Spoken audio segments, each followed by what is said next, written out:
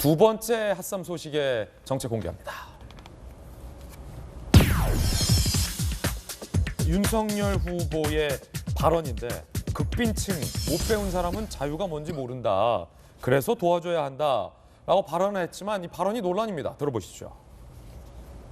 어떤 발언이었을까? 결국 해명이 꽤 필요해 보이는 대목인 것만큼은 분명해 보이는데 여러분께서 직접 듣고 판단을 해주시죠. 윤석열 후보의 논란이 된 극빈층 발언입니다. 자유의 본질은 일정한 수준의 교육과 그리고 기본적인 경제 역량이 있어야만 우리가 자유라는 것이 존재하는 것이고, 극빈의 생활을 하고 배운 것이 없는 사람은 자유가 뭔지도 모를 뿐 아니라 자유가 왜 개인에게 필요한지에 대한 그 필요성 자체를 느끼지를 못합니다. 민주당과 정의당은 이 인식이 매우 충격적이다라고 비판을 했습니다. 극빈층과 못 배운 사람은 자유가 뭔지를 느끼지를 못한다. 이 후보의 발언에 대한 비판입니다. 민주당, 국민을 빈부로 나누고 학력으로 갈라 차별적으로 바라보는 윤 후보의 인식이 충격적이다. 정의당, 무언가를 말하기 위해 늘 일부 국민들을 깎아내리는 모습에서 천박한 인식만 확인할 뿐이다라고 매우 비판을 했습니다.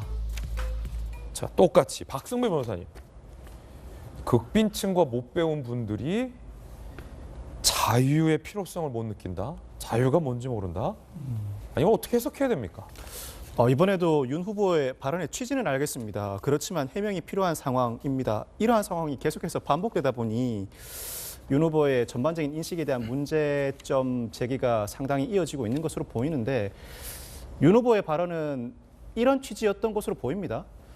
헌법에 각종 자유적 기본권이 보장되어 있지만 실질적으로 자유권을 행사하기 위해서는 물질적인 뒷받침이 선행되어야 한다. 즉, 자유권 행사는 그 기본 전제 조건이 충족되었을 때만 온전히 발휘할 수 있다는 말을 하고 싶었던 것 같습니다.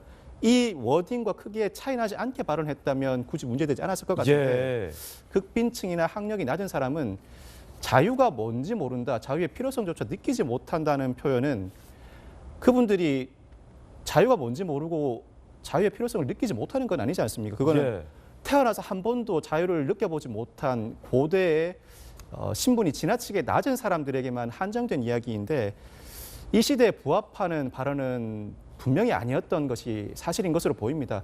취지는 알겠습니다만 그 표현을 한 번 더 가다듬고 발언하는 지혜를 앞으로는 기대해 보겠습니다. 전유기 의원님.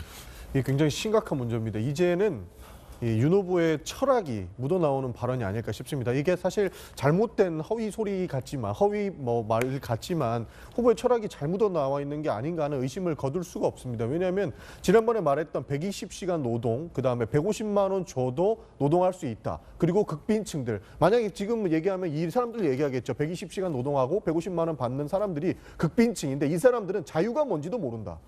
윤 후보의 노동관을 봤을 때는 이것은 입에 올릴 수 없을 만큼의 심각한 노동 철학을 보여주고 있는 것이 아닌가, 이런 의심을 거둘 수가 없고, 대통령 후보로서 이렇게 자연스럽게 나오는 철학을 봤을 때 굉장히 윤 후보가 대통령이 됐을 때는 대한민국의 미래가 어둡지 않을까 하는 걱정이 정말로 깊은 곳에서 나오는 것이 아닌가, 그래서 많은 비판을 받고 있는 것이 아닌가, 저는 그렇게 보고 있습니다. 자, 윤석열 후보의 이 발언에 대한 해명도 한번 들어보시죠.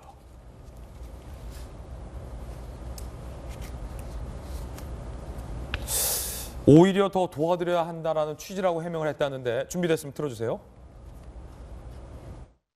오히려 그분들을 도와드려야 된다는 얘기인 것이, 정말 끼니 걱정을 해야 되고 사는 게 힘들면은 그런 거를 느낄 수가 없다는 것이죠. 가난한 사람이나 또 이런 공부를 못한 사람이나 간에 다 같이 자유를 느끼게 하려면은 조금 더 나은 경제 여건이 보장되도록 하고 교육을 받을 수 있도록 해서 자유의 소중함을 더 느끼게 해줘야 되는 것이고,